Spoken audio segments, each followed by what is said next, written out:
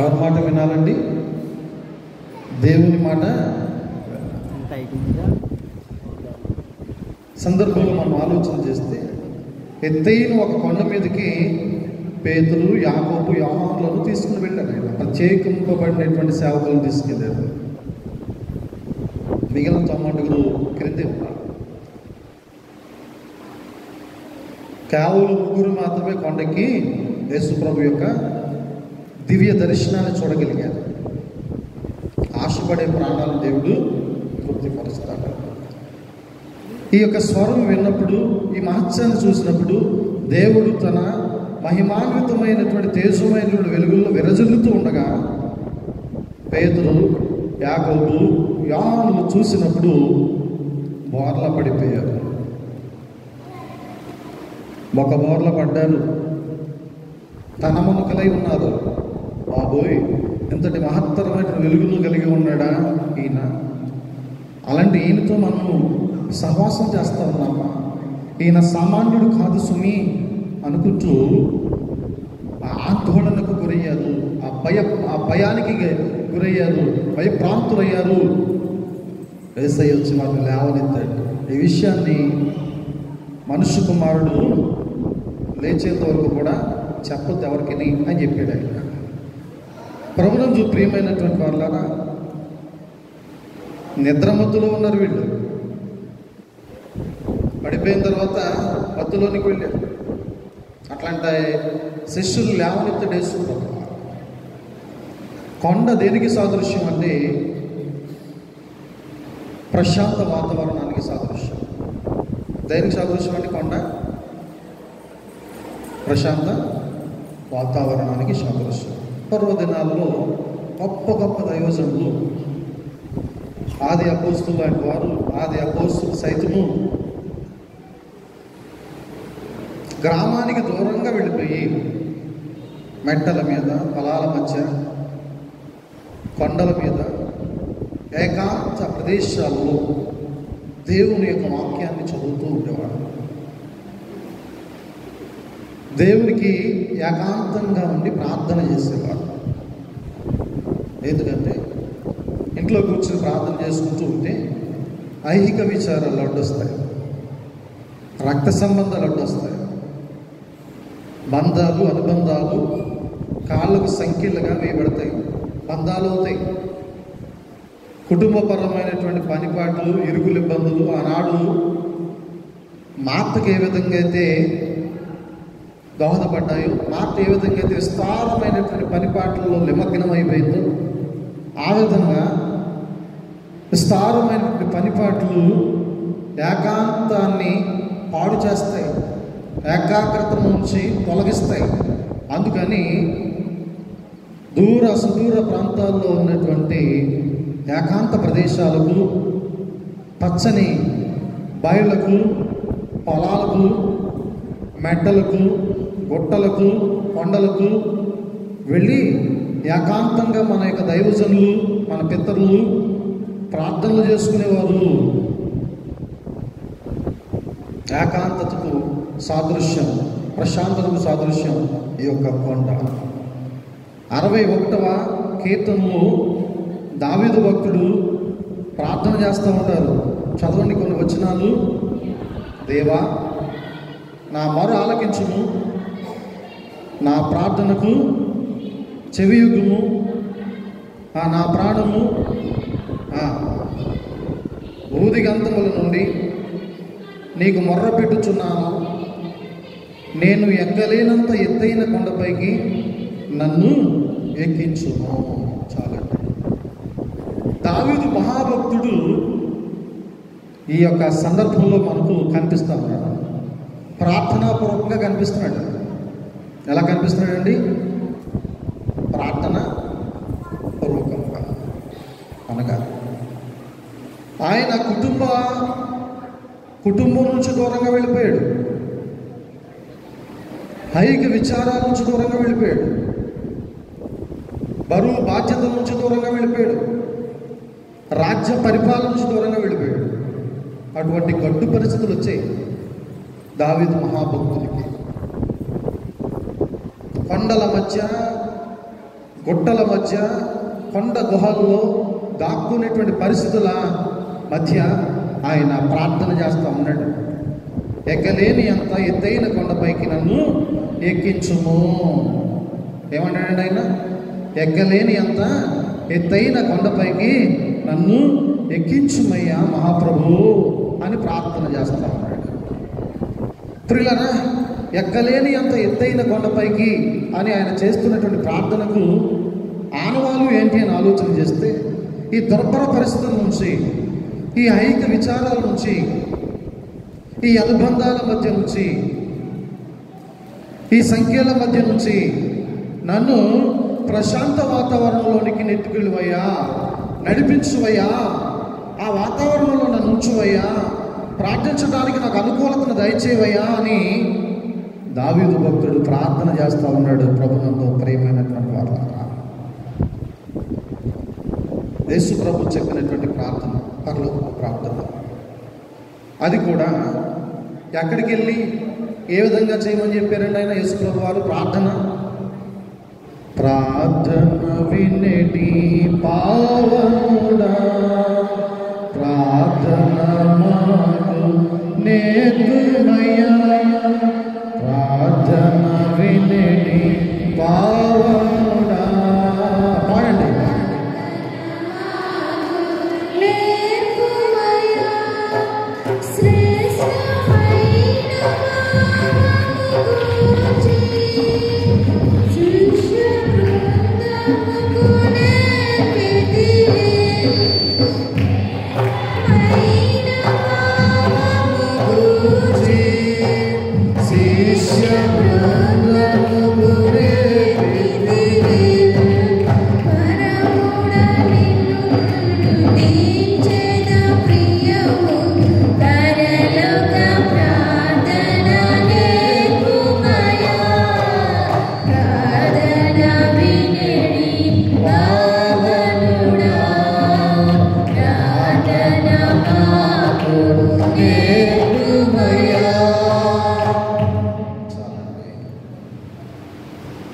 ప్రార్థనను నేర్పమని మనం దేవుడిని అడగాలి.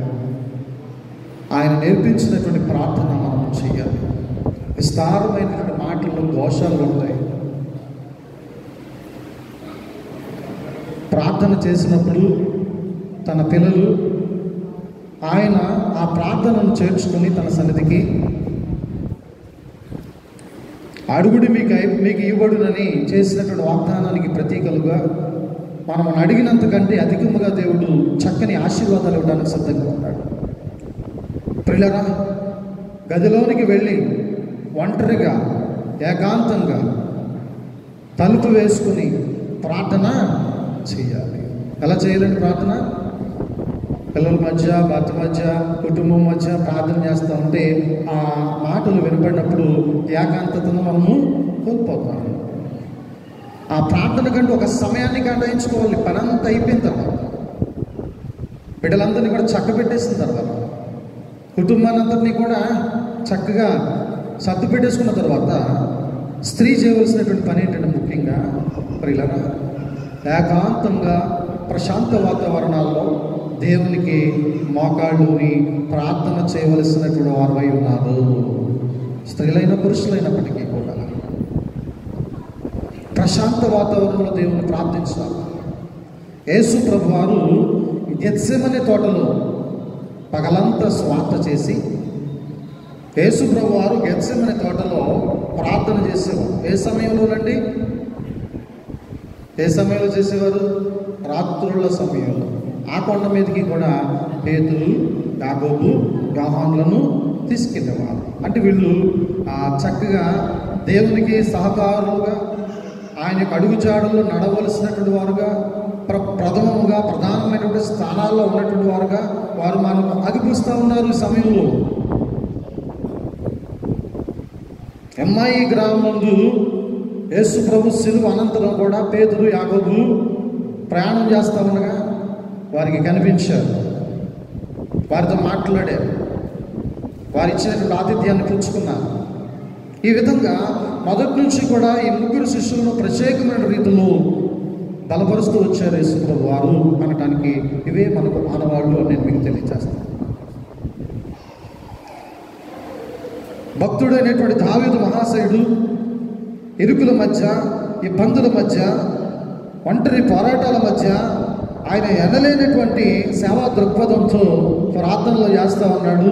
ఆయన ప్రార్థన దేవుడు ఆలకించారు, ప్రతిఫలం ఇచ్చారు, ఆయనకు తోడుగా దేవుని సన్నిధిని ఉంచారు అనడానికి చక్కని నిదర్శనాలు ఆయన విజయాలు అని నేను మీకు తెలియజేస్తాను. అలాగనే ఆలోచన చేస్తే ప్రభునందు ప్రియమైనటువంటి వాళ్ళారా, యేసు ప్రభు వారు ఈ యొక్క హెర్మేలు పర్వతం మీద పేతురు, యాకోబు, యోహానులకు కనిపించి ఆయన యొక్క నిజస్వరూపాన్ని చూపించి ఈ శిష్యులైనటువంటి ముగ్గురిని బలపరిచారు. ఈ శిష్యులైనటువంటి ముగ్గురికి అనేకమైన విధాలుగా కొన్ని విషయాలను తెలియచేశారు. ఆ సమయంలో ప్రవక్తలైనటువంటి వారి ఆత్మలు, మోషే ఆత్మ, ఏలియా ఆత్మ వచ్చి యేసు ప్రభు వారితో మాట్లాడుతూ ఉన్నారు. ఎవరు ఆత్మలు వచ్చారండి? యేసు ప్రభు పిలిచిన, భక్తులు పిలిచిన, బ్రతుకున్నవారే కదండి రావడం. చనిపోయి దేవుని దగ్గరికి వెళ్ళిపోయినప్పుడు కూడా వస్తారు మనతో మాట్లాడడానికి అవసరమైతే. ఆ విధంగా సమూయేలు ప్రార్థించినప్పుడు వచ్చారు. పాత నిబంధన గ్రంథాల్లో, రాజుల గ్రంథాల్లో సమూయేలు చనిపోయిన తర్వాత ఆయన ఆత్మ వచ్చి కొన్ని విషయాలు చెప్పినట్లుగా, ముఖ్యమైన విషయాలు చెప్పినట్లుగా లేఖనాలు బోధిస్తా ఉన్నాయి. ఏలియా ఆత్మ, సమూయేలు ఆత్మ. ఈ విధంగా యేసు ప్రభు యొక్క శిలువ కథనాంతరాన్ని ఏ విధంగా కొనసాగించాలి, ఏ విధంగా ముగించాలి, ఏ విధంగా పునరుద్ధరించాలనేటువంటి విషయాన్ని ఏలియా మోషేలు వచ్చి యేసు ప్రభు అనగా యెహోవా దేవునితో మాట్లాడుతూ ఉన్నారు. తండ్రి, కుమార, పరిశుద్ధాత్మ త్రియేక దేవుడు యేసుక్రీస్తు వారు కుమారుడుగా ఉన్నటువంటి ఆస్థానంలో కుమారుడిగా ఆయన అనుభవించవలసినటువంటి శ్రమలను గూర్చి, ఆయన అనుభవించవలసినటువంటి శిలువ మరణాన్ని గూర్చి యేసు ప్రభు వారితో ముచ్చటిస్తూ ఉన్నారు మోషే, ఏలియాలు. ఏలియా, మోషేల యొక్క ఆత్మలు ఆ సమయంలో పేతురు, యాకోబు, యోహాను యొక్క విశ్వాస జీవితంలో చక్కని దివ్య దర్శనాన్ని చూడగలిగారు. అక్కడ అంటున్నాడు ఆయన పేతురు, అయ్యా మోషేకి ఒకటి, ఏలియాకు ఒకటి, మీకు ఒకటి పర్ణశాలలో కట్టించమంటారా ఈ కొండ మీద? ఏమన్నాడు ఆయన? మోషేకి ఒకటి, ఏలియాకు ఒకటి, మీకు ఒకటి, ఈ యొక్క కొండ మీద పర్ణశాలలో కట్టించమంటారా? ఇక్కడ ఉండిపోతారా మీరు? యేసు ప్రభు వారు పరలోకాన్ని విడిచిపెట్టి మన కోసం వచ్చారు ఈ లోకానికి. ఎక్కడి నుంచి వచ్చారండి? యేసు ప్రభు ఎక్కడి నుంచి వచ్చారు? ఆయన పూర్వం ఏమై ఉన్నారు? ఆది యందు వాక్యము అయి ఉన్నారు. ఆ వాక్యమే కృపాసత్య సంపూర్ణుడిగా ఈ లోకానికి వచ్చాను. ఆయన ఆది యందు వాక్యమై ఉన్నాడు, గ్రంథపు చొట్టయ్య ఉన్నాడు పరలోకంలో. అటువంటి వాక్యం శరీరధారిగా ఈ లోకానికి రావడం జరిగింది. కొండ ఎక్కువ, పరలోకం ఎక్కువ? అమ్మా, ఓ కొండ ఎక్కువ, ఆకాశం అంటేసుకున్నట్టుగా కనిపిస్తుంది దూరాన్ని చూస్తే, కానీ అంటుకోదు కదా. ఇంకా చాలా దూరం ఉంటుంది కదా కొండకి ఆకాశానికి మధ్యలో. కొండ ఎక్కువ, ఆకాశం ఎక్కువ, పరలోకం ఎక్కువ. పరలోకాన్ని విడిచిపెట్టకూడని భాగ్యమని ఎంచగా ఆయన ఈ లోకానికి రావటం జరిగింది. పరలోకం విడిచిపెట్టకూడని భాగ్యమని ఎంచగా మానవ రూపం ఎత్తాడు, రూపాంతరం చెందాడు. దేవుడు మనిషిగా రూపాంతరం చెందాడు, ఒక మానవునిగా రూపాంతరం చెందాడు. ఈ మానవుని నేను ఎందుకు సృష్టించానా అని సిగ్గుపడినటువంటి దేవుడు.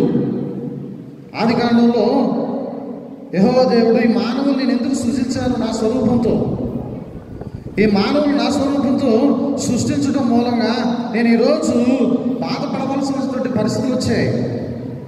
ఈరోజు నేను తాళలేనటువంటి మానసికమైనటువంటి క్షోభ ఏర్పడింది. ప్రభునందు ప్రియమైనటువంటి వారు, అలా మనస్తాపానికి చెందినటువంటి దేవుడు వీరిని మార్చడానికి ఎవరి వల్ల అవుద్ది? ఏలియా వచ్చాడు. ఆయనతో సేవ చేయించుకోవాలా. ఏలియాతో చేయించుకున్నారండి. అహాబు యెజబెల్ ఏం చేశారు? ఆయన్ని పరుగులు పెట్టించి చంపడానికి చూశారు. దేనికోసం? ఈ లోక సంబంధమైనటువంటి పేరు ప్రఖ్యాతల కోసం, ఈ లోక సంబంధమైనటువంటి ధన సంపాద్యం కొరకు ప్రవక్త అయినటువంటి ఏలియాను పరుగులు పెట్టించారు. పరుగులు పెట్టించినటువంటి ఆ ఏలియా బదరి వృక్షం మీద కూర్చుని బాధపడుతూ ఉండగా ఉరుములతోనూ మెరుపులతోనూ భూకంపాలతోనూ ఎవరు వచ్చారండి ఏలియాను పలకరించడానికి? దేవుడు రాక ఏ విధంగా ఉంటుంది? ప్రచండమైనటువంటి ధ్వనులతో ఉంటుంది, ప్రచండమైనటువంటి శబ్దాలతో ఉంటుంది. సామాన్యంగా ఆయన యొక్క దివ్య దర్శనం జరిగేటువంటిది కాదు. ఏలియాకు యెహోవా దేవుడు ప్రత్యక్షమై ఆయనతో మాట్లాడాడు, ఆయనకు ఆతిథ్యం ఇచ్చాడు, బలపరిచాడు. ఆయన సన్నిధానానికి ఆయన్ని తీసుకుని వెళ్ళిపోయాడు. తరువాత ఎలీషా వచ్చారు. ఎలీషా ఏలియా కంటే కూడా గొప్పగా సేవ చేశారు. గొప్ప అద్భుత కార్యాలు చేశారు. దేవుని మహిమాన్వితమైనటువంటి తేజోమయమైనటువంటి అనుభవాల్లో ఆయన నడిచారు, అనేకులను నడిపించారు. ఏ ధన వ్యామోహానికి కానీ, ఏ సిరి సంపదలకు కానీ, ఏ విధమైనటువంటి లోక సంబంధమైనటువంటి అతిశయాలకు కానీ తావు లేకుండా ఎలీషా జీవించాడు. శ్రమానుభవంతో ఆత్మీయంగా బ్రతికాడు అని లేఖనాలు ప్రబోధిస్తూ ఉన్నాయి. ప్రభునందు ప్రియమైనటువంటి ఎలీషాను పిలుచుకున్నటువంటి విధానం ఎంత గొప్పది! ఎలీషా చేసినటువంటి అద్భుతాలు, ఆశ్చర్య కార్యాలు ఎంత అమోఘం! అనేకమైన కార్యాలు చేశారు పాత నిబంధన గ్రంథంలో ఎలీషా భక్తుడు, ప్రవక్త. ప్రియులారా, ఈ విధంగా అనుభవాలు, ఒక్కొక్కరి అనుభవాన్ని ఒక్కొక్క విధంగా మనం ఆలోచన చేస్తే ఎంతో విలువైనటువంటి నైతిక విలువలు, ఎంతో అమూల్యమైనటువంటి ప్రగాఢ సానుభూతి దేవుని పట్ల, దేవుని పిల్లల పట్ల దేవునికి ఆ ప్రేమాప్యాతలు చాలా ప్రత్యేకించబడినటువంటివి అని నేను మీకు తెలియజేస్తా ఉన్నా. మోషే యెహోవా దేవుని చూడాలని ఆశపడ్డాడు. దేవుని అడిగాడు ప్రార్థనా పూర్వకంగా, మీ యొక్క అనుభవాన్ని, మీ రూపాంతర అనుభవాన్ని, మీ యొక్క దివ్య దర్శనాన్ని మాకు దయచే ప్రభువాన్ని. మోషే నన్ను చూసి తట్టుకోగలిగే నరుడు ఎవరు కూడా, మానవుడు ఎవరు కూడా లేడయ్యా. నన్ను చూస్తే నువ్వు తట్టుకోలేవు. నా రూపం అలాంటిది, నా స్వరూపం అలాంటిది, నా వెలుగు అలాంటిది, నువ్వు తట్టుకోలేవు మోషే. కానీ అడిగావు కాబట్టి నీకు ఎంతో కొంత చూపిస్తాను. బండ సందుల్లో నుంచి పావురం వల్ల నేను వెళుతూ ఉండగా చాలా జాగ్రత్తగా కళ్ళు మూసుకుని నా ముఖం చూడడానికి ప్రయత్నం చేయదు, నా వెనక భాగాన్ని చూడడానికి ప్రయత్నం చేయి. మోషేకి నా ఇల్లంతటిలో నమ్మకమైనటువంటి వాడు మోషే అన్నటువంటి మహాభక్తునికి దేవుని యొక్క ముఖ దర్శనం కలుగలేదు. ఏలియాకి ఎంతో భయానకమైనటువంటి పరిస్థితుల్లో దేవుడు వచ్చి మాట్లాడి వెళ్ళాడు. కానీ ఈరోజు నూతన నిబంధన దూతగా వచ్చినటువంటి యేసు ప్రభువారు తన యొక్క ప్రాచీన స్వభావాన్ని మార్చుకున్నాడు. మనుషుల పట్ల, మానవుని పట్ల, భూమి పట్ల, భూతి గంతముల పట్ల ఆయన ఉద్దేశాలను మార్చుకున్నాడు. నేను ఎందుకు సృష్టించానా ఈ మానవుణ్ణి అనుకున్నటువంటి దేవుడు తన యొక్క ఆలోచనను సరిచేసుకున్నాడు. ఈ లోకానికి మానవ రూపం ఎత్తొచ్చాడు. అటువంటి గొప్ప అద్భుతమైనటువంటి ఒక వెలుగు, అటువంటి అద్భుతమైనటువంటి ఒక ఉద్రిక్తతతో కూడినటువంటి శబ్ద బాప్తిస్మా అరణ్యంలో ఒక కేక. ఆయన ఏలియాగా వచ్చాడు, మీరు చూసుకోలేదు. ఆయన్ని కూడా మీరు బాధ పెట్టారు, ఆయన్ని కూడా మీరు శ్రమలకు గురి చేశారు. ఏలియా వస్తాడు, మరలా వస్తాడు, ఏలియా మమ్మల్ని పరిపాలన చేస్తాడు అనుకుంటున్నారు కదా.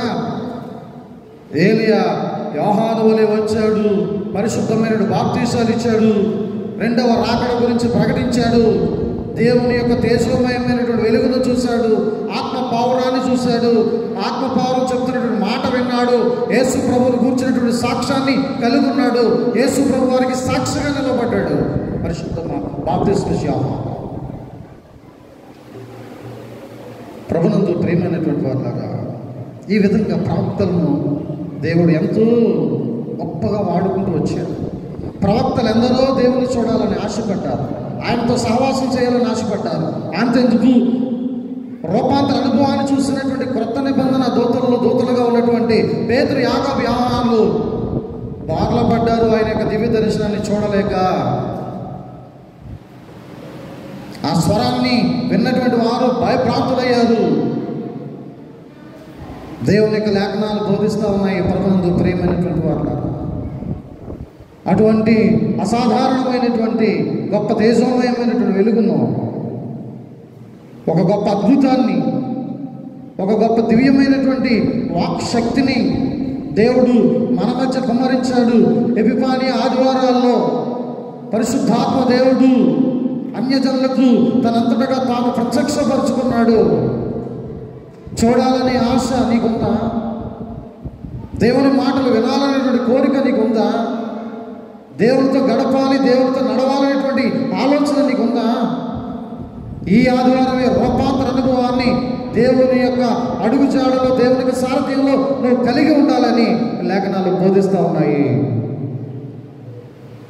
పేతురు, యాకోబు, యోహానులు అంటారు పత్రిక పాఠాల్లో, మేము కళ్ళారా చూసింది చెప్తున్నాం, మేము చెవులారా విన్నదే మీకు చెప్తున్నాం, చేతులారా తాకినటువంటి అనుభవాన్ని మేము మీకు అనుభవపూర్వకముగా దేవుని గురించి చెప్తా ఉన్నాము తప్ప కేవలం ప్రొఫెషనల్గా దేవుని మాటలు మేము చెప్పట్లేదు.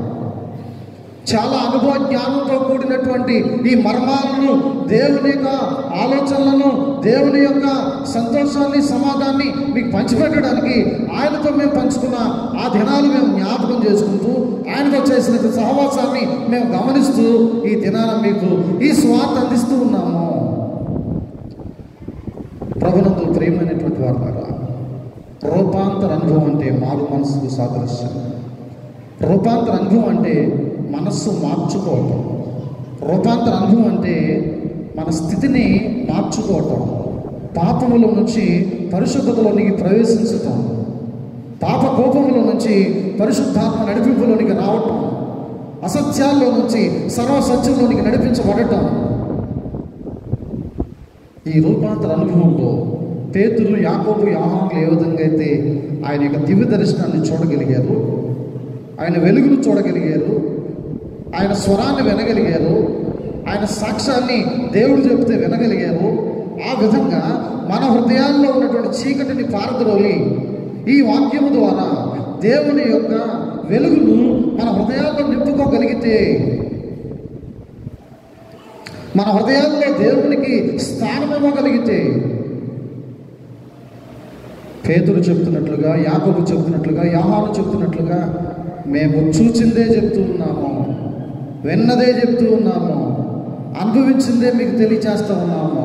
యెహోవా దయాళుడని రుచి తెలుసుకున్నాం మేము కనుక ఆ రుచిని మీకు ఫార్వర్డ్ చేస్తూ ఉన్నాము. మారు మనసు పొందడానికి సిద్ధంగా ఉన్నావా? పాపాన్ని విడిచిపెట్టడానికి సిద్ధంగా ఉన్నామా? అబద్ధాలు విడిచిపెట్టడానికి సిద్ధంగా ఉన్నామా? నామకార్థమైనటువంటి కట్లను తెచ్చుకొని దేవుని యొక్క తేజమైన వెలుగులో నడవటానికి సిద్ధంగా ఉన్నామా? పరిశుద్ధతలోనికి ప్రవేశించడానికి సిద్ధంగా ఉన్నామా?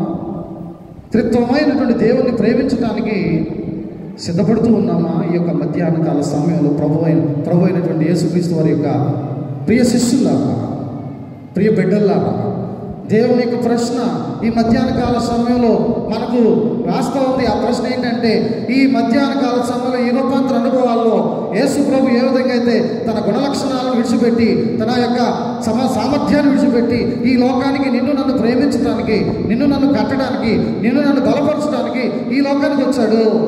ఆ విషయాన్ని గ్రహించి నా కొరకు వచ్చాడు కదా, ఆయన నన్ను రక్షించడానికి వచ్చాడు కదా, దేవుడి లోకాన్ని ఎంతో ప్రేమించాడు కదా, ఆ ప్రేమలో నేను ఉన్నాను కదా, నేను పాలిభాగస్తుడును కదా, ఆ ప్రేమ నేను ఈరోజు అనుభవిస్తున్నాను కదా, ఆయన కొరకు నేను రూపాంతరం చెందాలి, నాలో ఉన్నటువంటి పాపాన్ని విడిచిపెట్టాలి, అతిశయాలు విడిచిపెట్టాలి అన్న చిన్ని ఆలోచన ఈరోజు నీ మనసులో పుడితే నువ్వు రూపాంతర అనుభవాల్లోనికి ప్రవేశిస్తావు. అని వాక్యం సెలవిస్తూ ఉంది. ప్రభునందు ప్రియమైనటువంటి వారు, 2 కొరింథీ 11వ అధ్యాయం 4వ వచనం చదువుకుందాం ఒకసారి. 2 కొరింథీ 11వ అధ్యాయము 4.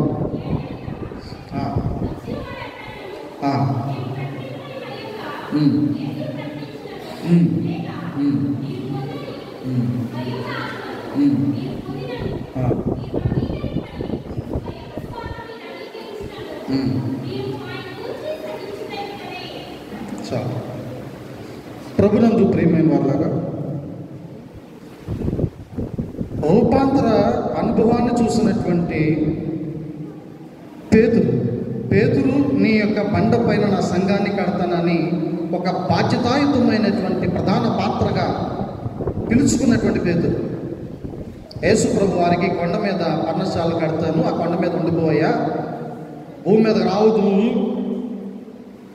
ప్రజల మధ్య ఉండొద్దు, నువ్వు ప్రత్యేకించబడిన వాడు కనుక ఈ కొండ మీద ఉంటే ఈ కొండ మీద నీకు పర్ణశాలగా గుడి కడతాను, అప్పుడు ఈ ప్రజలను తీసుకొస్తాను, నీకు మొక్కుతారు, నీకు సాగిల పడతారు, వాళ్ళకే అవసరాలు ఉన్నప్పుడల్లా వచ్చి నిన్ను మొక్కి సాగిలపడి ప్రార్థనలు చేసుకుని పూజ చేసి ఆరాధన చేసి వెళ్తూ ఉంటారు. నీకు శ్రమ అవసరం లేదు, నువ్వు ఎవరి దగ్గరికి రావాల్సిన పని లేదు అని మాట్లాడుతున్నాడు పేతురు. దేవుడి మాటలు వినాలి తప్ప దేవుడికి ఏమి కూడా మనము చెప్పకూడదు. తిరిగి చెప్పచ్చండి, దేవుడు చెప్తున్నటువంటి మాటలను మనం వినాలే తప్ప దేవునికి ఏ క్షణంలోనూ కూడా మనము అంటే దేవుని యొక్క స్వార్థకు ఎప్పుడు కూడా మనం ఎదురు చెప్పకూడదు, అంగీకరించాలే తప్ప నిరుపయోగముగా వాటిని మనము లెక్కించకూడదు. లెక్కించవచ్చండి దేవుని మాటలు నిరుపయోగముగా లెక్కించవచ్చా? చెప్పండి, విన్నాంలేండి, ఎప్పటి నుంచి వినట్లేదు, చాలా కాలంగా వింటున్నాం కదా, కాకపోతే మారం అంతే. వినాలి తప్ప వ్యతిరేకత ఎప్పుడు కూడా దేవుళ్ళు తీసుకురాకూడదు. దేవుని మాటల్లో ఎప్పుడు కూడా ప్రేమే తప్ప దండన అనేటువంటిది ఉండదు. ఒకవేళ ఉంటే ఎంత చెప్పినా నువ్వు మారకపోతే నిన్ను మొత్తడానికి దేవునికి చిత్తమైతే ఆ ప్రతిదండన తప్పదు. దాన్ని ఆపగలిగే నరుడెవరు కూడా లేడు.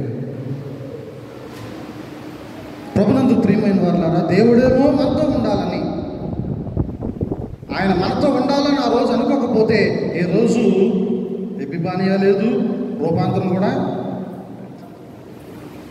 మనం కూడా యెరూషలేము కొండకి వెళ్ళాలన్నమాట. ఆ కొండ మీద మాత్రమే ప్రార్థన చేసుకోవాలన్నమాట. వెళ్ళగలిగే వారు ఎంతమంది ఉన్నాం? ఫ్లైట్లో వెళ్ళి దేవునికి ప్రార్థన చేసుకుని దేవుని మొక్కుబడులు చెల్లించి రాగలిగే వారు ఎంతమంది ఉన్నాం?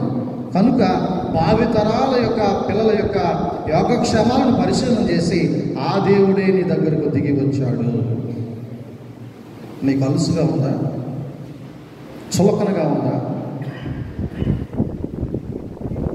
ఎక్కడో ఉండవలసినటువంటి దేవుడు మన మధ్యకు వచ్చి ఇంత మహత్తరమైనటువంటి దేవుని యొక్క వాక్య జ్ఞానాన్ని మీకు ప్రకటిస్తూ, ఇంతటి ప్రేమను మీకు అందిస్తూ, చిన్ని ముళ్ళు దిగినంత బాధ వస్తే కళ్ళంట నీళ్లు గిర్రాలు తిరిగి వస్తాయి, గుండెల్లో వేదన పొంగిపోతూ ఉంటాయి.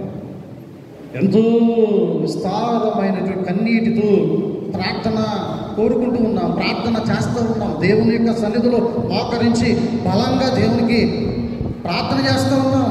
హిజ్కియా చేసినట్లుగా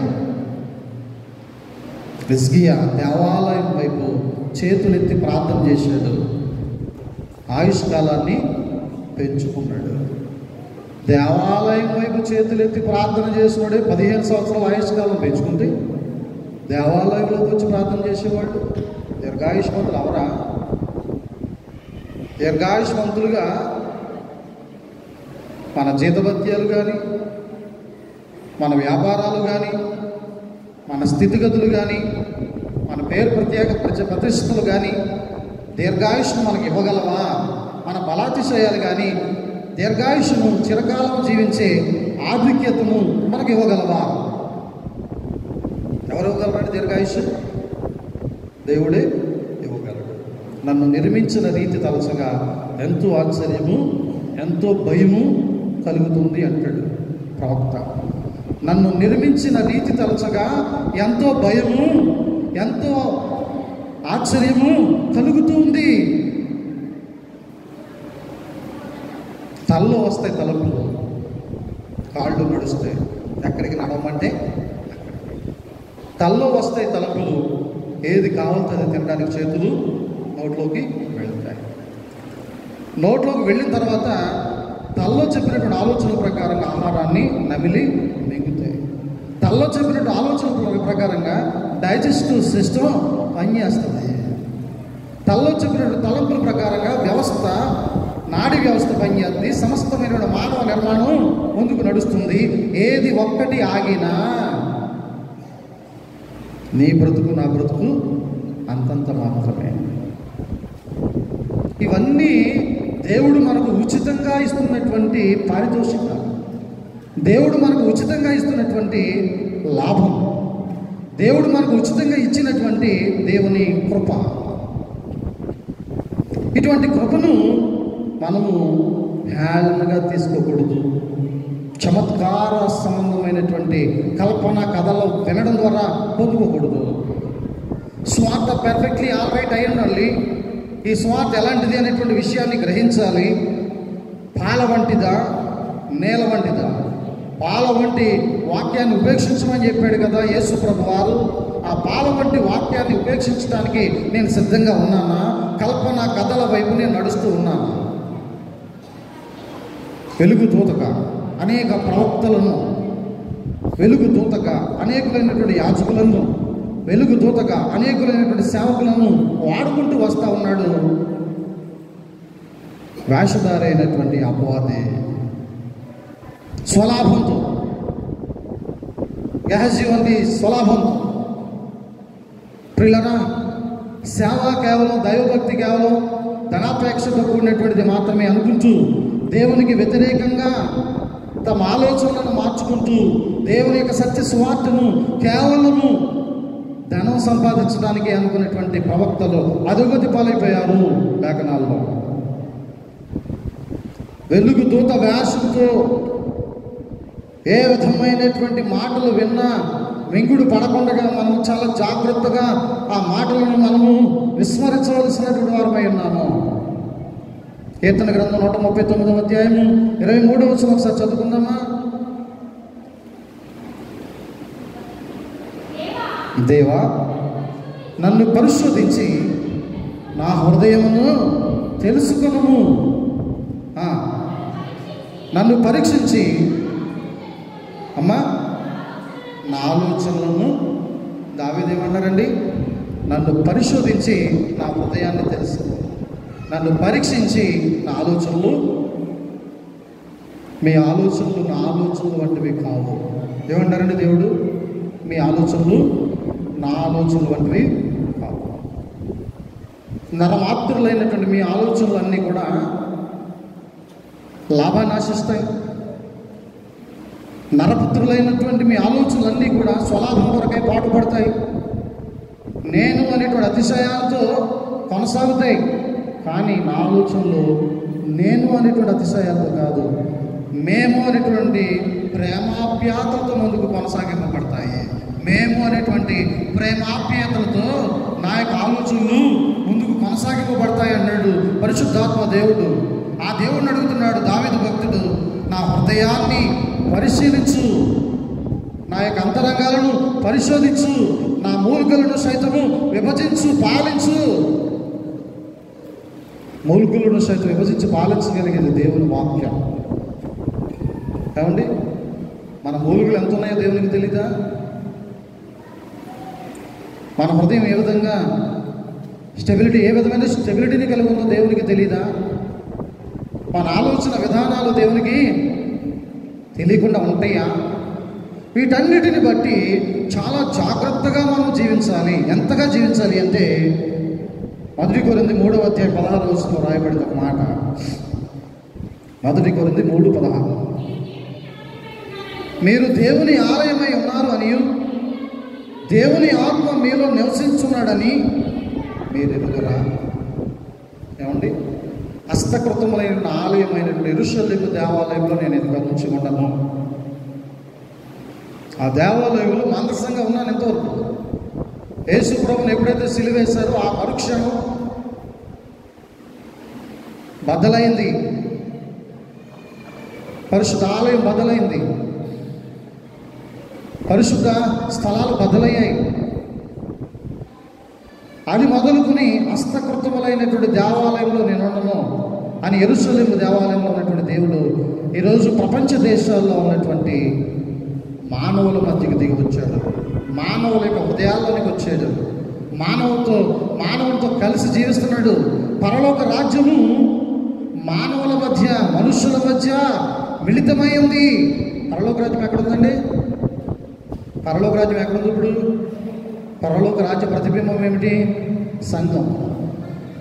భోజనమును పానమును కాదు కానీ పరలోక రాజ్యం అంటే పరిశుద్ధాత్మ యందలి ఆనందమునై ఉన్నది.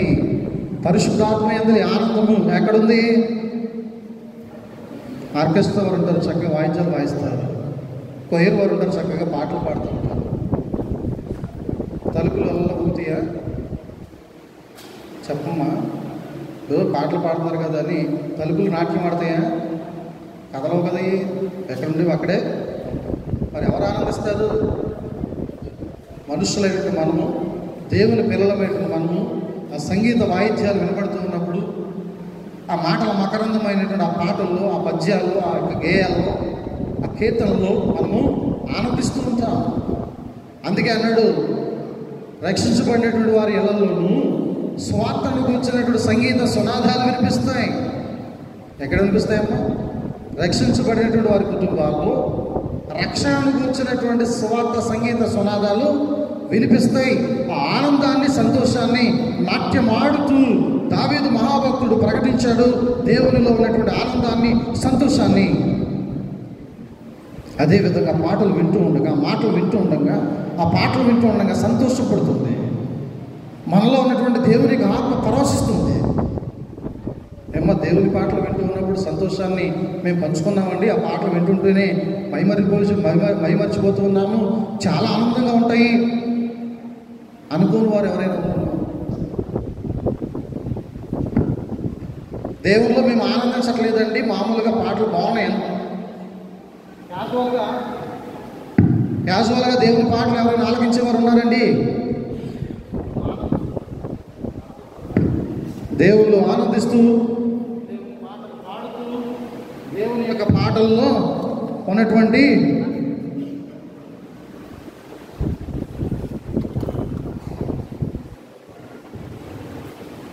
మీరేమై ఉన్నారమ్మా? దేవుని ఆలయమై ఉన్నారు. దేవుడు ఎక్కడున్నాడు? ఎక్కడైతే పరిశుద్ధులు ఉన్నారో, ఎక్కడైతే శుద్ధ హృదయాలు ఉన్నాయో ఆ హృదయాల్లో దేవుడు కొలువై ఉన్నాడు. ఆ హృదయాల్లో ఉన్నటువంటి దేవుని మనం గుర్తించగలుగుతూ ఉన్నామా? ఆ మనుషుల్లో ఉన్నటువంటి దేవుని మనం పరిచయం చేసుకోగలుగుతూ ఉన్నామా? ఆ మనుషుల్లో ఉన్నటువంటి దేవదేవుని యొక్క నీతి కార్యాలను బట్టి గుర్తించగలుగుతూ ఉన్నామా? బాప్తిస్మ యోహాను యేసు ప్రభుకి కౌరు పంపించారు. ఏంటంటే, మీరేనా మెస్సయ్య, ఇంకెవరైనా రావాల్సిన వారు ఉన్నారా, వారి కొరకు మేము ఎదురు చూడాలా అని ప్రశ్న పంపించాడు. తండ్రి చిత్తాన్ని నేను జరిగిస్తూ ఉన్నాను, ఆయన చిత్తానుసారంగా నేను జరిగించే నా కార్యాలు సాక్ష్యం ఇస్తున్నాయి. ఆ సాక్ష్యాలు దేవునివే అయితే నేనే దేవునరమైనా నేను చేసే దేవుని కార్యాలన్నీ కూడా నా తండ్రి చిత్తానుసారంగా చేస్తున్నాను. దేవుని ఆనందపరిచే విధంగా ఉన్నాను. నా తండ్రి ఆనందిస్తే నేను ఆనందిస్తూ ఉంటున్నాను. కనుక నా తండ్రి ఆనందమే నా ఆనందం అనుకునేటువంటి నా కార్యాలే నీకు సాక్ష్యం ఇస్తాయి.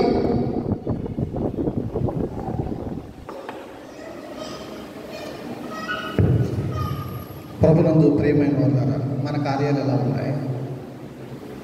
నీతి కార్యాలు చేస్తున్నాం? మన పలుకులు ఎలా ఉన్నాయి? ఉప్పు కళ్ళు వేసినట్లుగా మంటలు పెట్టపెట్టలాడుతూ ఉన్నాయా? సాత్వికమైనటువంటి మనస్సులు మనం కలిగి ఉన్నామా? క్రీస్తు సంబంధాలు మనం పిలువబడుతున్నటువంటి మనము దేవుళ్ళు ఆనందించగలుగుతూ ఉన్నామా? దేవుని స్వరూపాన్ని ధరించగలుగుతూ ఉన్నామా? దేవుని ప్రేమను తనివి తీర అనుభవించగలుగుతూ ఉన్నామా? రూపాంతర అనుభవాల్లోనికి మనం ప్రవేశించాలి. దెబిపాని అలోదరం దేవాలయం రూపాంతరం చెందింది అని తగ్గినటువంటి 5 సంఘాల్లో నేను వింటూ ఉంటే, ఒక ఆత్మీయ తండ్రిగా, ఒక ప్యారిష్ మాస్టర్ గారుగా నేను చాలా సంతోషిస్తూ ఉన్నాను. బైబిల్లో నుండి ఎపిఫానియా లూథరన్ దేవాలయం కాదు, కొల్లమూడిలో నుండి ఎపిఫానియా లూథరన్ దేవాలయం. కొల్లమూడిలో నుండి ఎపిఫానియా లూథరన్ దేవాలయం నుండి ప్రియ విశ్వాసులు ప్రతి ఒక్కరూ కూడా, దేవాలయంలో చేరుస్తున్న ప్రతి ఒక్క విశ్వాసులు కూడా, ప్రతి జనాంగం కూడా ఎంతో ఆత్మీయంగా అభివృద్ధి చెందారు. దేవుళ్ళు ఎంతగానో తగ్గించుకుని జీవిస్తున్నారు, ఎంతో మంచి స్వభావాన్ని వారు కలిగి ఉన్నారు అని బాహ్య ప్రపంచంలో మన ప్యారిస్లో 4-5 సంఘాల్లో కూడా మన సంఘం గూర్చి వారు మాట్లాడుతున్నారు. చాలా మంచి మంచి అనుభవాల్లోకి వచ్చేసారు ఈ మధ్యకాలంలో. ఎవరి దాకా ఎందుకండి? మన గ్రామస్తులే, మన స్పాన్సరే, మనల్ని ప్రేమించే మంచి మనసు ఉన్నటువంటి మహారాజే మార్టిన్స్గా చెప్తున్న మాటలు చాలా మారారండి. మా గ్రామస్తులు చాలా మంచి స్వభావాన్ని కలిగి ఉన్నారండి. నేను చాలా ఆనందిస్తున్నాను మా ఊరు పట్ల, మా సంఘం పట్ల అని వారు సాక్ష్యం ఇచ్చారు. ప్రభునందు ప్రియమైనటువంటి వాళ్ళరా, ఆ సాక్ష్యానికి ప్రతీకరంగా మనం ఉన్నాము. రోమాపత్రిక 12వ అధ్యాయం 2వ వచనం చదువుకుందాం ఒకసారి. నేను ముగింపులోకి వచ్చాను. రోమా 12:2. అమ్మా, మీరు ఈ లోక మర్యాదను అనుసరించక ఉత్తమమును అనుకూలమును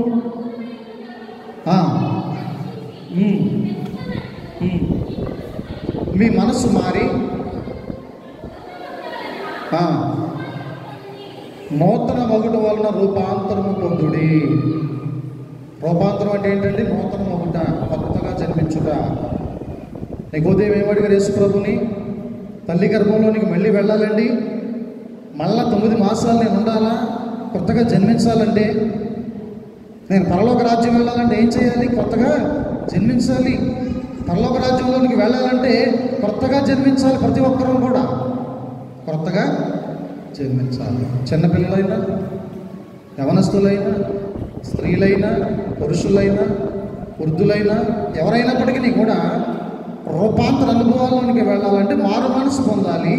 పరలోక రాజ్యం వెళ్ళాలంటే రూపాంతరము కలిగి జీవించాలి. మనస్సు మార్చుకోవాలి, తగ్గింపు స్వభావాన్ని ధరించాలి, క్రీస్తు ప్రేమను మనం అనుభవించాలి. ఆ అనుభవాన్ని అనేకులకు పంచిపెట్టాలి. ఇది రూపాంతర అనుభవం. సేవకులను ప్రేమించాలి, గౌరవించాలి, యాజకులను అభిమానించాలి, సంరక్షించాలి, పోషించాలి. కేవలం కన్స్ట్రక్షన్స్ మీదే కాదు, దేవునికి సేవకులను ప్రేమించాలి, పోషించాలి, సంరక్షించాలి, మంచిగా చూడాలి. అలాగే ఇరుగు పొరుగు కష్టాల్లో, సుఖ దుఃఖాల్లో పాలిభాగస్తులము కావాలి. నోటారా మాట్లాడాలి, ప్రేమగా వారితో వ్యవహరించాలి. కాస్తా కోస్తా చిన్నిపాటి సహాయాలు వారికి ఇబ్బందుల్లో, ఇరుకుల్లో చెయ్యాలి. ఒకరినొకరం చేసుకోవాలి. ఈ విధంగా క్రీస్తు ప్రేమను మనం అంగీకరించాలి, ప్రకటించాలి. అదే పరలోక రాజ్యానికి ప్రతిబింబము. ఏ ఒక్కరూ కూడా దేవునికి వ్యతిరేకులు లేరు. ఏ ఒక్కరిని కూడా దేవుడు తక్కువ చూపు చూడ్డు.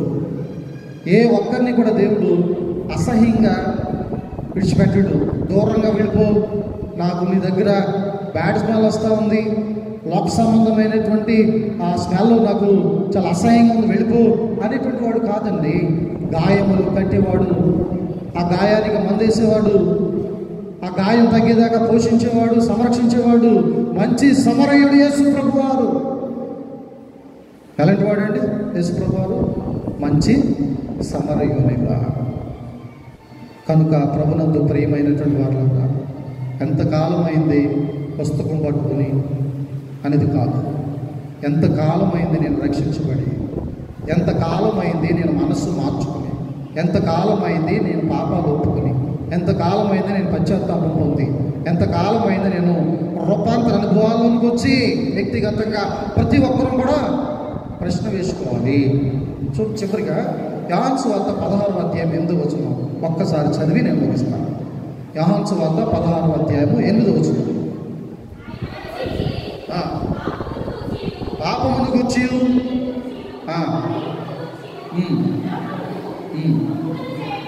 ఒప్పుకొన చేయను, పాపాన్ని గూర్చి, నీతిని గూర్చి, అమ్మా దేవుని గూర్చి, లోకమును ఒప్పుకొన చేయను. ప్రతి మోకాలు నా ఎదుట వంగాలి. ప్రతి నాలుక నన్ను ఏం చేయాలమ్మా? దేవునికి మనస్ఫూర్తిగా దండం పెట్టుకున్న వాళ్ళు అంటే ఎవరైనా ఉన్నారా? దేవునికి మనస్ఫూర్తిగా బయట కూడా ఉంటాయనుకోండి, కడబిడ్డ కాదు. దేవుని మందిరంలో మన ప్రవర్తన అంతటి సరిచూసుకుని వస్తున్నాం. దేవుని మందిరంలో దేవుని యొక్క ఆ పులిపేట మొదలుకుంటే దేవునికి మనస్ఫూర్తిగా నమస్కరించలేని వారు ఎవరైనా ఉంటామా? ఇదే రూపాంతర అనుభవం అండి. కనుక ప్రతి ఒక్కరు కూడా మన పాపాలు ఒప్పుకోవాలి, మన పాపాల నుంచి తప్పుకోవాలి, దేవునికి అడుగుజాడలు నడవాలి, దేవునికి మాదిరికరంగా బ్రతకాలి, దేవుని కనుసైగిలో మనం జీవించాలి, దేవుని మీద ఆనుకోవాలి, సాష్టాంగ నమస్కారం చేస్తూ హృదయానుసారంగా దేవునికి మొరకాలి. తగ్గించుకున్నవాడు హెచ్చించబడతాడు. ఇట్టి కృప పరిశుద్ధాత్మ దేవునికి అనుగ్రహించునుగాక. ఆమేన్. సమస్త జ్ఞానమునకు మించిన దేవుని సమాధానము యేసుక్రీస్తు వలన మీ హృదయములకును మీ తలంపులకును కావలియును గాక. ఆమేన్. దేవా నాయందు శుద్ధ హృదయము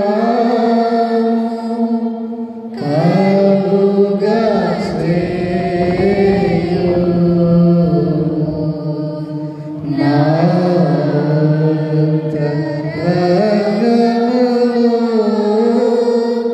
స్థిరమైన మనసు తనముగా పుట్టించుము. నీ సన్నిధానములో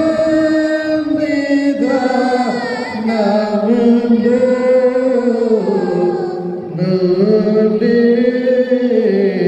నన్ను త్రోసివేయకుము. నీ పరిశుద్ధాత్మను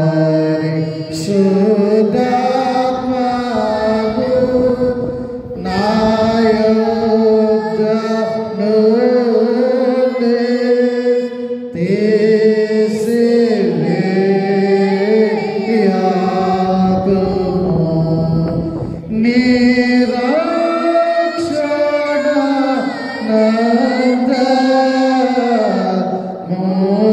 నందమునందు మరల పుట్టించుము. సమ్మతి గల మనసు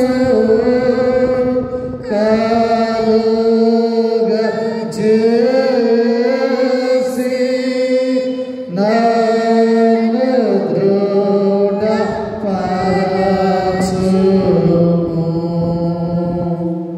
దయచేసి కూర్చుందాం.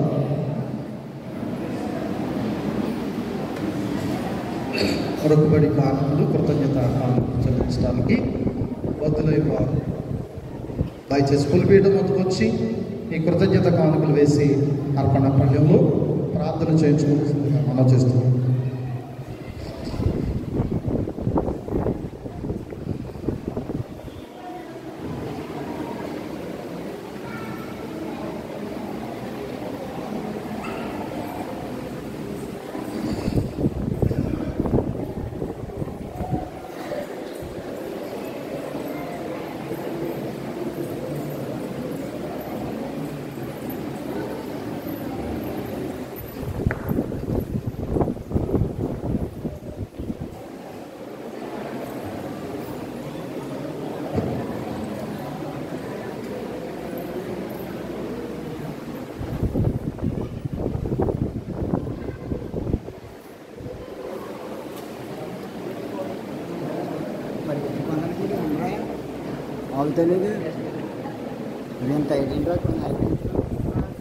ప్రార్థన.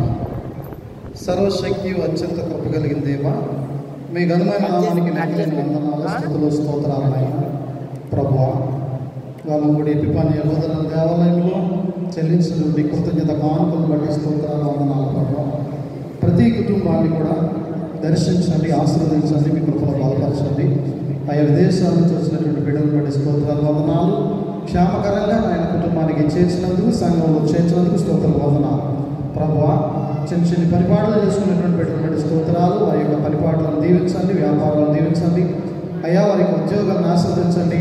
కుటుంబంలో నాయన వారికి కావలసినటువంటి ప్రతి విధమైనటువంటి అవసరతలను తీర్చమని ప్రార్థిస్తున్నాను దేవా.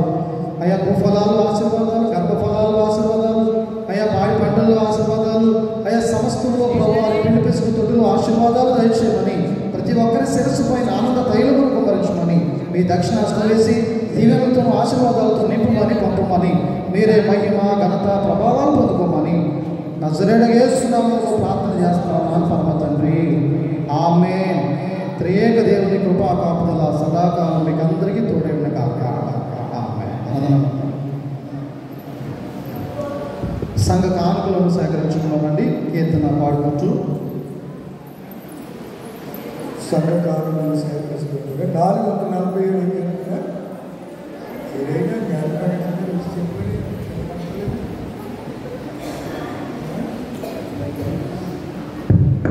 సంఘ కీర్తన 447 సృష్టిపిత సర్వోన్నత.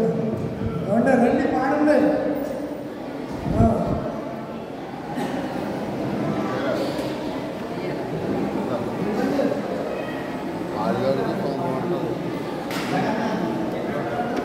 పాస్టర్ గారి దగ్గర మైకు ఆయనకి ఇవ్వండి, అక్కడ వచ్చి పాడతారు.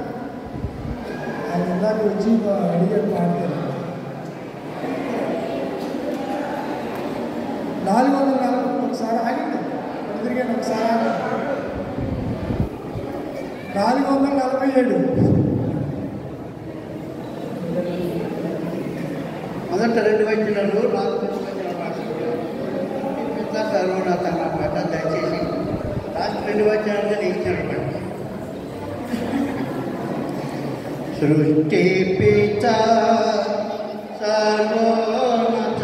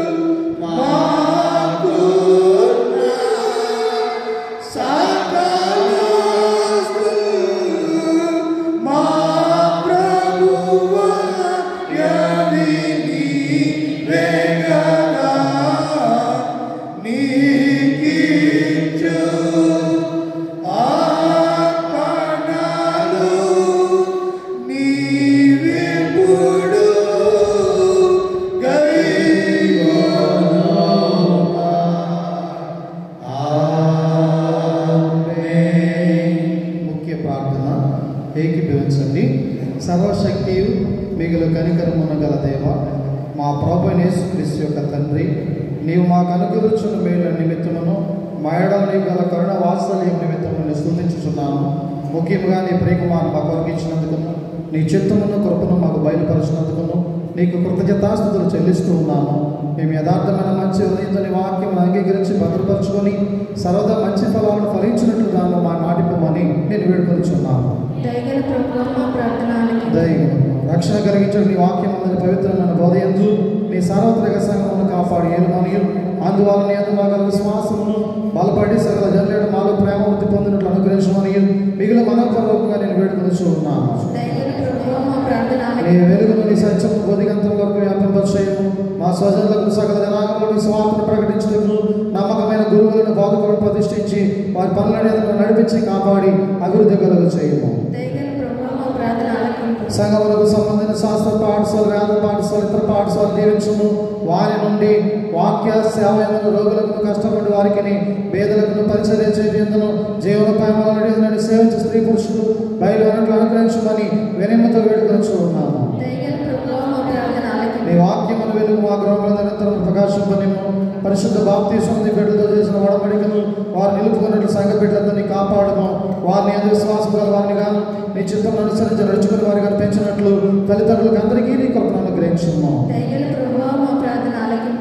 అధికారులకు అందరికీ, ముఖ్యంగా రాష్ట్రపతికి, ప్రధానమంత్రికి, గవర్నర్లకు, శాసన నిర్మాణ సభ్యులకు, న్యాయాధిపతులకు మొదలగు వారికి అందరికీ క్షేమమును ఆరోగ్యం అనుగ్రహించుము. వారి నీతి న్యాయము నిలబెట్టి దీవి మీద ప్రకారమైనట్లు వారికి నీ కృపను అనుగ్రహించుము. శాంతి స్థాపనలో ప్రపంచ పాలకులు నాయకులు నిశ్చిత ప్రకారం చేయనట్లు వారికి నీ జ్ఞానం అనుగ్రహించి నడిపించుము.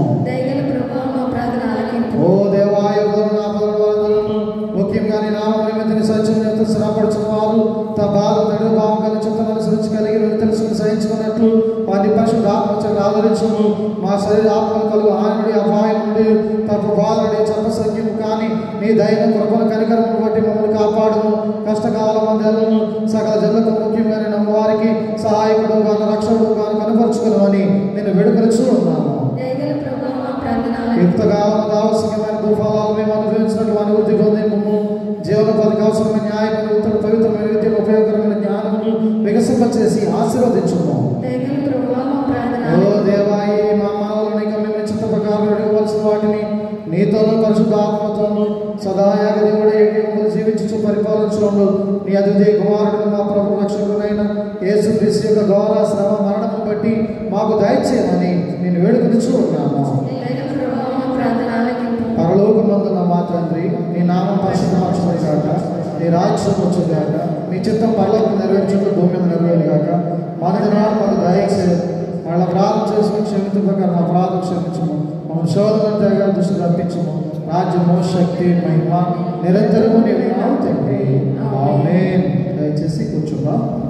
సంఘ ప్రకటన అందరూ చేస్తాం. సంఘ ప్రకటన.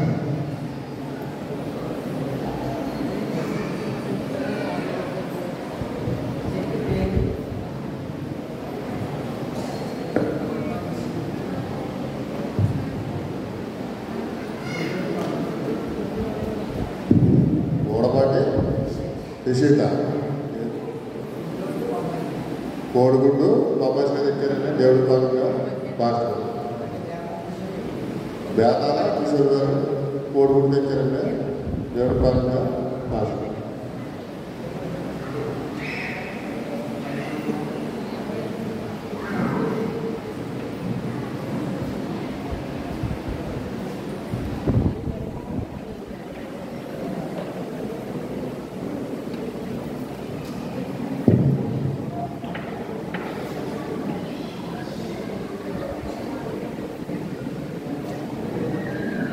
మొదటిగా యేసుక్రీస్తుకు వందనాలు. అదేవిధంగా మన ప్యారిస్ పాస్టర్ గారికి, పాస్టర్ గారికి, సిఆర్ గారికి, సంఘస్థులందరూ కూడా వందనాలు తెలియజేస్తున్నాం. రక్షణ సువార్త ఉద్యమ మహాసభలు ఫిబ్రవరి 11, 12, 13 స్థలము కొప్పర్తి సురేష్ గారు, కొప్పర్తి రవిబాబు గారి స్థలంలో పంటకాలం పక్కన కొద్ది రోడ్డు గోలాతిప్ప గ్రామంలో ఉన్నాయి. సంఘస్థులందరూ కూడా గమనించి సిద్ధపడి వెళ్ళవలసిందిగా కోరుచున్నాం. మంగళ బుధ గురువారంలో ప్రతిరోజు సాయంత్రం 5:30 గంటలకు ప్రారంభమవుతుంది. గమనించవలసిందిగా కోరుచున్నాం. క్రీస్తునందు ప్రియమైన సంగతులారా, రూపాంతర ఆదివారం. ఈ రూపాంతర ఆదివారం అంటే మనలో మనం చనిపోయి క్రీస్తు మనసు ధరించుకోవడం, అది రూపాంతర దినం. అలాగే ఇక రాబోయే 3 వారాలు సెప్తియ గేసిమ, సెక్స గేసిమ, కింఫా గేసిమ అని 3 ఆదివారాలు ఫ్రీ లెంట్ అంటారండి. అంటే లెంట్కి ముందు సిద్ధపరచుకుని దినాలన్నమాట. కాబట్టి ప్రతి ఒక్కరూ కూడా లెంట్ కాలంలో ప్రవేశించే 3 ఆదివారాలు కూడా సిద్ధపడి దేవుల్లో ముందుకు వెళ్ళవలసిందిగా కూర్చున్నాం. అలాగే మనలో ఉన్న ఈ కార్యాలన్నీ చనిపోయి ఆత్మ ఫలములు ఫలించడమే లెంట్ యొక్క ముఖ్య ఉద్దేశం. ప్రేమ, సంతోషము, సమాధానం, దయాళత్వం, మంచితనము, ఆశానికం, విశ్వాసము, సాత్వికము, దీర్ఘశాంతం అనే ఈ ఆత్మ ఫలములు ఫలించడమే ముఖ్య ఉద్దేశం. కనుక ప్రతి ఒక్కరూ కూడా ఈ యొక్క లెంట్ కాలానికి సిద్ధపడవలసిందిగా కూర్చున్నాం. Thank you.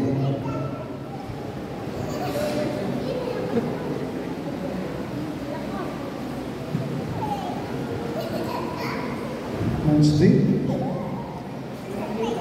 మార్చి 5వ తారీఖు నుంచి బుధవారం ప్రారంభమవుతుంది.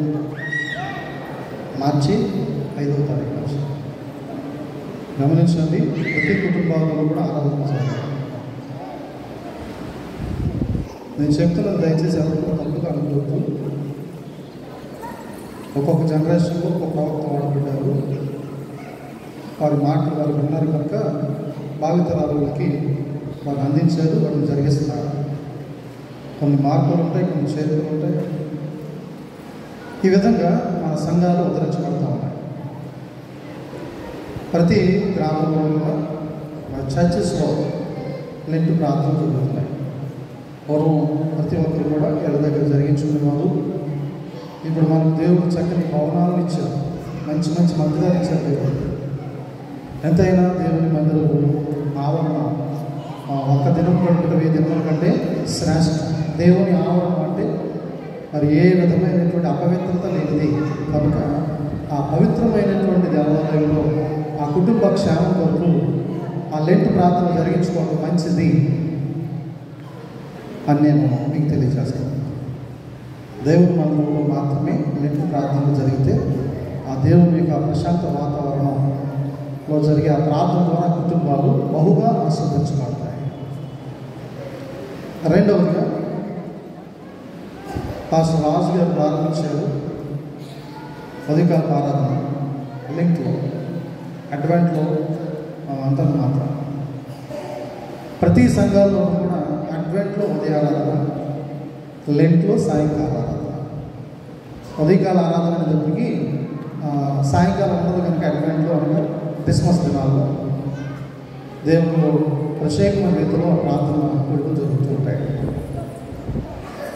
అది కూడా ఉద్యోగాలకు వెళ్ళేవారు, ఆఫీసులకు వెళ్ళేవారు, పనిపాట్లకు వెళ్ళేవారు కాస్త ఇబ్బందికి గురవుతారు కనుక 1 గంట డెఫినెట్లీ జరిగించుకోవడం మంచిది అని మన పెద్దలు నేర్పించారు. రూపాంతరంలో కూడా అంతే. లెంట్లో సాయంకాల ఆరాధన 10 అవ్వచ్చు, 11 అవ్వచ్చు, 12 అవ్వచ్చు, మన ఇష్టం, తప్పేం లేదు. గమనించాను చెప్తున్నాను. మరలా 1 రోజు కాదు, 2 రోజులు కాదు, 40 రోజులు 11 గంటలకి ప్రార్థన చేసి ఇంటికి వెళ్ళి, 10 గంటలకు ప్రార్థన చేసి ఇంటికి వెళ్ళి ఉదయం మరలా లేచి ఉదయారాధన జరిగించాలంటే కష్టం. అది ఎక్కడ లేదు. అనాకొడేరు, కొమరాడ పరిసర ప్రాంతాల్లో ప్రతి ఒక్కరు కూడా ఒక లెంట్లు ఉదయకాల ఆరాధనలు తగ్గించుకుంటే మంచిది అని చాలామంది స్త్రీలు నాకు తెలియజేశారు. ఒక పాస్టర్ గారికి చెప్పినట్లుగా చెప్పారు. అది నేను మీకు చెప్తున్నాను.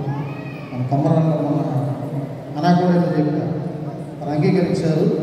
ఇది కూడా నా ఇష్టం కాదు, మీ ఇష్టమే. మీరు ఎలా కావాలని చేసుకోవచ్చు, చేయించుకోవచ్చు. మాతోటి 2 ఆరాధనలు కష్టమవుతున్నాయి కనుక లెంట్లో రాత్రికాల ఆరాధన, అడ్వెంట్లో ఉదయకాల ఆరాధన జరిగించుకుంటే మంచిది అని నా అభిప్రాయం. ఒక యాజకుడిగా నేను చెప్పేది మీకు మీ ఇష్టానికి అప్పగిస్తున్నాను. ఆ యాజకుడు చెప్పిన మాట వినటం సంఘాన్ని మంచి మార్గాల్లో నడిపించుకోవడమే అవుతుంది, పొరపాటు ఏం జరగదు. దానివల్ల నష్టమేమి రాదు. సిఆర్ గారికి, సేవకులకి, విశ్వాసులకి, మీ అందరికీ కూడా అలైట్గా ఉంటుంది. దేవుని యొక్క సంఘాన్ని మనం బలపరుచుకోవడానికి ఒక నాంది అని మీకు తెలియజేస్తాను. లెంట్లో రాత్రికాల ఆరాధన మాత్రమే జరిగించుకుంటే ఎంత సమయమైనా దేవుని గడపవచ్చు. చక్కగా మనం ఆనందంగా 40 రోజులు గడుపుకోవచ్చు. మళ్ళా తెల్లారి లేవాలంటే కష్టం. అది కూడా మీ ఇష్టానికి నేను అర్థిస్తాను. మూడవదిగా మరి ఎప్పుడో పండగ ముందు మీకు అలా దర్శించాం. అమ్మగారు నేను సేవకులు పాదాలు మోపితే మంచిది, సుందరమైనవి దేవుని పాదాలు, దేవుని యొక్క సేవకుల పాదాలు అనేటువంటి ఒక మంచి ఆలోచనతో ప్రతి ఒక్కరు పొందాలని నేను మీకు తెలియజేస్తాను. గమనించండి, సోమ, మంగళ, బుధవార రాత్రికాల సమయాల్లో అమ్మగారు నేను మీకు గృహాలు దర్శించి ప్రార్థించడానికి వస్తాం. కానుకల్లో వస్తున్నారనేటువంటి విషయాన్ని మాత్రం ఎవరు కూడా దయచేసి ప్రస్తావించవచ్చు. మీకు కూర్చుంది ఇవ్వండి. 10 రూపాయలైనా పర్వాలా, అది కూడా లేకపోతే కూడా పర్వాలా, కాస్త గ్లాస్ మంచినీళ్ళు ఇచ్చి పంపించేసినా పర్వాలా. సంఘాన్ని విధంగా ఉద్ధరించబడడానికి కేవలం సేవకులు, యాజకుల వరకు గృహాలు దర్శించారు. చాలామంది ఎందుకు వెళ్తాం అని చెప్పేసి అనుకుని అలా రాదు, గిల్టీగా ఫీల్ అవుతూ రాదు. అమ్మగారిని తీసిన అసలు రాదు. ఇది సేవలో ఒక దృక్పథం, సేవలో ఒక బలమైనటువంటి ఆలోచన అని మీకు తెలియజేస్తున్నాను. దీనికి కూడా నిరంజన్ గారు లాంటి వారు, మార్టిన్ గారు లాంటి వారు, మీ యొక్క సేవలు పెద్దోళ్ళు కూడా ఇలా చేస్తే బాగుంటుంది అనేటువంటి ఆలోచన ఎప్పుడో చెప్పినటువంటి విషయం. గమనించి సోమ, మంగళ, బుధవారం రాత్రికాల సమయాల్లో పెద్దల సహాయంతో మాత్రమే మేము మిమ్మల్ని దర్శించడానికి వస్తున్నాం. గమనించవలసిందిగా మనం చేస్తున్నాం. మంచిది. 278వ కీర్తన పల్లవి చరణం పాటలు లేచి నిలబడదాం. పల్లవి చరణం పాటని ప్రభురాత్రి సంస్కార ఆరాధనలోనికి ప్రవేశిస్తాం.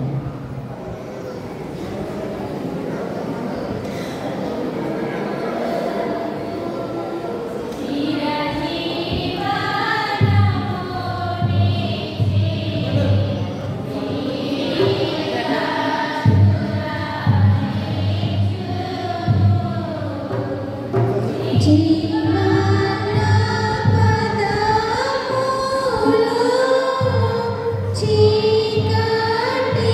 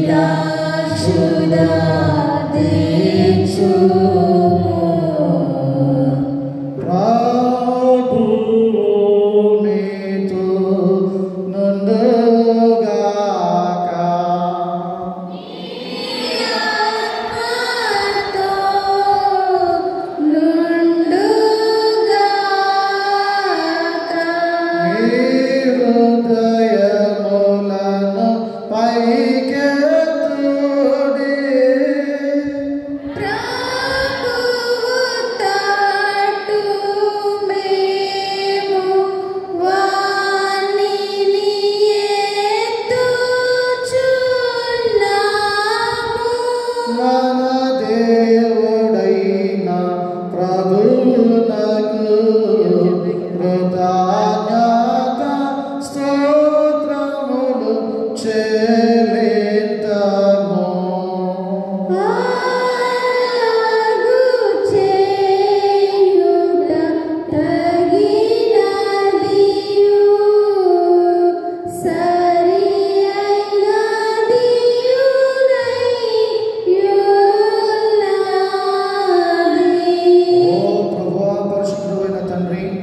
సర్వశక్తి గల నిత్యుడైన దేవా, మేము సర్వదా సర్వత్రా నీకు కృతజ్ఞతాస్తుతులు చెల్లించుట నిజముగా తగినది, సరైన హితమునై ఉన్నది.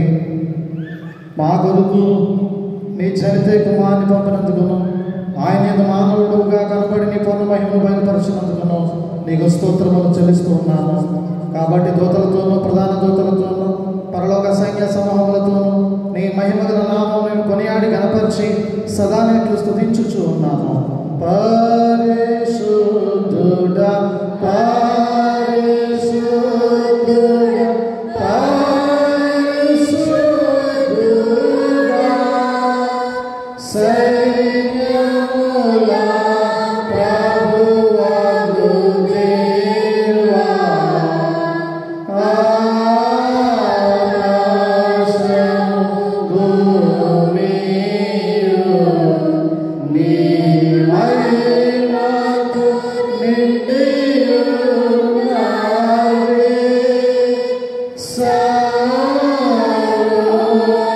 సర్వోన్నతమైన వానిలో హోసన్నా. ప్రభువు పేరట వచ్చువాడు స్తుతింపబడుగాక.